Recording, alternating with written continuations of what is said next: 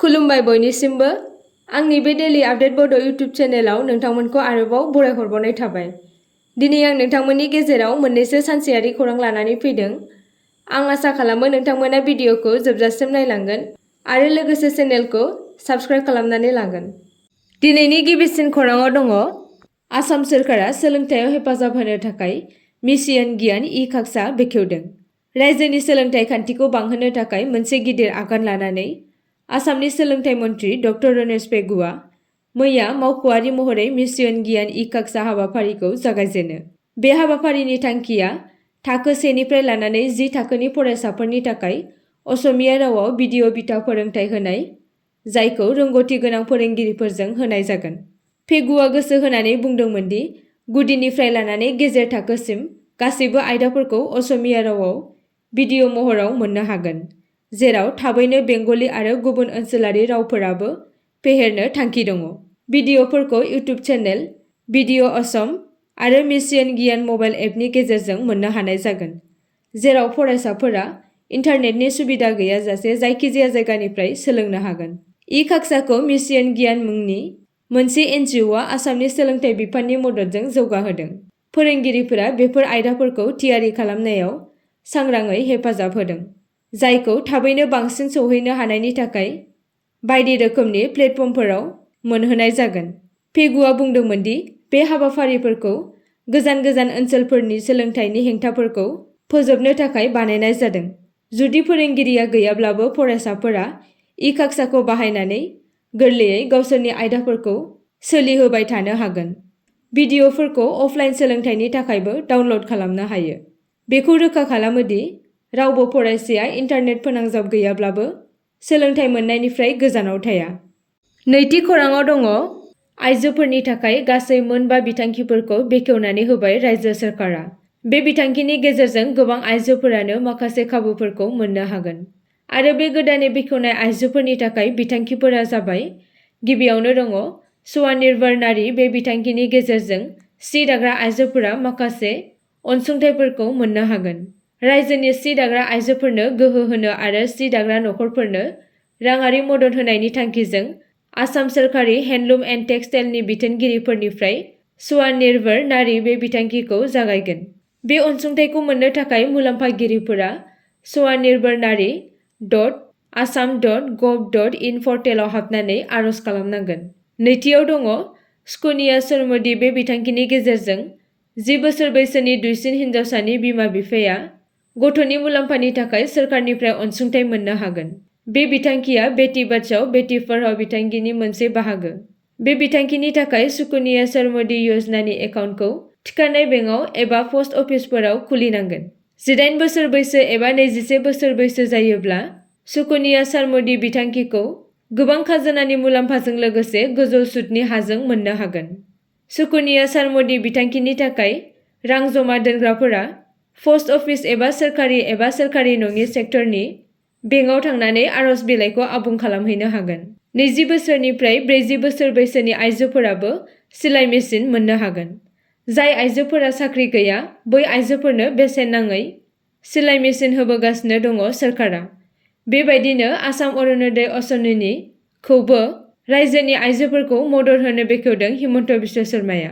मख'नो गोनांदि अरुणोदयनि गेजेरजोंबो दासिमाव गोबां आइजोफोरा दान मोनफ्रोमबो रांनि अनसुंथाइ मोनबोगासिनो दङ। बेबायदिनो जाय आइजोफोरा अरुणोदय आसनिनि गेजेरजों रांनि अनसुंथाइखौ मोनफेराखै, बिथांमोनाबो अरुणोदय आसनिनि थाखाय आर'ज गाबनो हागोन। प्रधान मन्त्रि उज्ज्वला बिथांखिखौबो आसामाव लाबोगासिनो दङ आरो बिनि गेजेरजों आइजोफोरा 500 रांनि गेजेरावनो ओंखाम संग्रा गेस सिलिन्डार मोननो हागोन होनना फोरमायदों। थामथि खौराङाव दङ क'क्राझाराव स्वास्थ्य सेवा उत्सव खुंफुंगोन। गुबुन गुबुन ओनसोलफोरजों लोगोसे क'क्राझार जिल्लायावबो थामथि खोलोबनि सावस्रि जोथोन लानाय एबा स्वास्थ्य सेवा उत्सव फोरबोखौ खुंफुंनाय जागोन, जायनि थांखिया सावस्रि सिबिथाइ फसंथानफोरनि गुन, बिनि बिथायारि सानज'थायनि बिजिरनाय, सुबुं सम्पद आरो सिबिथाइफोर। आरो बे सावस्रि जोथोन लानाय फोरबोखौ दिसेम्बर दाननि 3 अक्ट'बरनिफ्राय 5 अक्ट'बरसिम सानथामनि हाबाफारि लानानै खुंफुंनाय जागोन। खौरांगिरिफोरजों जानाय मोगा-मोगियाव क'क्राझार जिल्लानि जिल्ला बेंगिरि मसन्द पार्टिना बे थांखिनि गोनांथिखौ नोजोर होनो थाखाय 3 अक्ट'बरनिफ्राय 5 अक्ट'बरसिम शास्त्रीय सभा उत्सव खुंफुंनाय जागोन होनना फोरमायो। ब्रैथि खौराङाव दङ बिटिआरखौ जौगाखांहोनायनि गोग्गाथाव हाबाफारि। बिटिआर ओनसोलखौ फारफ्रोमबो बिथिङाव जौगाखांहोनो इयुन फारसे नोजोर होदों बिटिआरनि गाहाय खुंगिरि प्रमद बर' बिथाङा। मख'नो गोनांदि बिथां प्रमद बर'आ थांनाय 2024 मायथाइनि 15 डिसेम्बराव बिटिआरनि गाहाय खुंगिरि बिबानखौ आजावनानै खामानिखौ मावदोंमोन आरो बै समनिफ्रायनो बिटिआरनि गाहाय खुंगिरि प्रमद बर'आ बिटिआरनि ओनसोलखौ जौगाखांहोनो इयुन फारसे नोजोर होबोदों। बिथाङा बिटिआर ओनसोलनि थाखाय सोलोंथाइ बिथिं, गेलेमु बिथिं, लाइमोनफोर, आइजोफोरखौ जौगाखांहोनाय बायदि बायदि बिथिङाव हाबाफारि मावदों। बेबादिनो बिथाङा बिटिआर ओनसोलखौ अराय गोजोनै लाखिनो थाखाय गोदान दिल्लीयाव थांनानै रैखाथि मन्त्रि राजनाथ सिंहखौ लोगो हमहैदों आरो बिटिआरनि थाखाय टेरिटरियेल आर्मी हम एन्ड हियर्ड बेटालियन मुंनि रेजिमेन्ट दाफुंनो सिएम प्रमद बर'आ रैखाथि मन्त्रि राजनाथ सिंहनो गांसे गोसोखां बिलाइ गथायदों। गोसोखां बिलाइखौ गथायनायनि समाव बाहागो लानाय प्रमद बर'जों लोगोसे दंफायोमोन लकसभानि एमपि जयन्त बसुमतारी, इएम उइलसन हाजदा आरो एमसिएलए माधव सेत्री बिथाङा। बेजों लोगोसे राजनाथ सिंहखौ लोगो हमनानै गोदान दिल्लीयाव मान बावनाय जायो आरो बिथांखौ बिटिआरआव भारतारि रौनिया हान्जानि बानजायनायाव खुंनाय गुबुन गुबुन हाबाफारि आरो थिसनथाइ रेलिफोराव बिटिआरनि लाइमोनफोरनि सांग्रां बाहागो लानायनि बागै फोरमायबावो बिटिआरनि गाहाय खुंगिरि प्रमद बर' बिथाङा। 5थि खौराङाव दङ बिसानि 6थि फिल्म एवार्ड राननायखौ लानानै बाथ्रा दान्थेलायनाय सोमजिदों। थांनाय 25 नबेम्बराव गुवाहाटीनि श्रीमन्त शंकरदेव इन्टारनेशनेल अडिट'रियाम हलाव जाना थांनाय 6थि बड' सावथुननि बाथ्रा राननायखौ लानानै फैला जे बरगयारी आरो रबि नार्जारीनि सायाव बाथ्रा दान्थेलायनाय आरो गावजों गाव सोंखारिलायनायखौ नुनो मोन्दों। बिथां रबि नार्जारीया फोरमायनाय बायदिब्ला बिसानि बान्था राननाया गावसोरनि गोसो बायदिसो सोलिदों आरो राजखान्थिनि माखासे थासारि नुजाथिदों होनना। बिथांमोना गावसोरनि गोसो बायदि सायख' बान्था रानदों होनना अजद दैखांदों। बर' सावथुन मुलुगनि फावखुंगुर आरो प्रडिउसार रबि नार्जारी आरो सपन कुमार बिथाङा। रबि नार्जारीनि बे अजद होनायनि सायाव फैला जे बरगयारी बिथाङा फिननाय होदों। बिथाङा बुंदों दि रबि नार्जारी बिथाङा गाव बानायनाय सावथुननि सायाव बान्था मोननो लुगैदोंमोन मानोना मानसिफोरा गाव गावनिखौ बयबो मोजां मोनखायो आरो बयबो गाव गावनिखौ साबसिन हिसाबै हास्थायो होनना। आरो बिथाङा बुंबावदोंमोन दि बे बान्थानि सायाव दान्थे बिदान्थे जादोंबा जों सानो दि बड' फिल्म एवार्डआ मानगोनां जाबाय आरो 6थि खौराङाव दङ सिक्किमनि बास जाब्रबथायाव सा 6 सुबुंनि जिउ खहा आरो सा 24 जोखोम। सिक्किमनि रांप'नि अटल सेतुआव मोनसे दुखुनांथाव बास जाब्रबथायाव सा 6 दावबायारिफोरा जिउ गोमायो आरो सा 24 सुबुंफोरा जोखोम जायो। बे जाथाया बे समाव जादोंमोन जेब्ला मोनसे काटिली बासआ बुंनाय बायदिब्ला सामलायनायखौ खोमादोंमोन आरो गोग्लैनायनि सिगां गावनि लेननिफ्राय गोग्लैदोंमोन।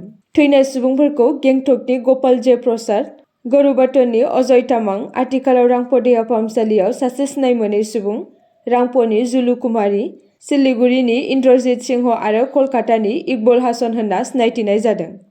7थि खौराङाव दङ बाक्सायाव आइजोआ फिसायखौ बुथारदों। बाक्सा जिल्लानि गुवार पुलिस थानानि सिङाव थानाय काटजाहार गामियाव गावनि फिसायखौ बुथारनायनि दायाव सासे आइजोजों लोगोसे सानै सुबुंखौ खानाय जादोंमोन, जाय थागिबिफोरखौ सोमोनांहोदों। गावनि मोजां मोनग्राजों लोगोसे सासे आइजोखौ खानाय जादों। रिपर्टआव बुंनाय जादों दि आइजोआ गुबुन सासे सुबुंजों मोजां मोननायनि उनाव बावैसो बाक्सानि काटजाहार नसुङाव गावनि फिसायखौ बुथारदोंमोन। थैनाय सुबुंनि सिनायथिखौ बाबुलाल हरिजन होनना मिन्थिनाय जादों। गोथै सह'खौ बे सप्तानि जागायजेननायाव बिथांनि फंबायआ नागिरना मोन्दोंमोन।